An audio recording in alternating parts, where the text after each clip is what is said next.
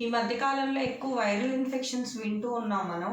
చిన్నపిల్లలకి, పెద్దవాళ్ళకి viral fevers ఇవి ఎక్కువైపోయినాయి. మా సహస్రాకి, జస్విత్‌కి కూడా చాలా సివియర్ ఫీవర్, కోల్డ్, కాఫ్ అన్నీ వచ్చాయన్నమాట.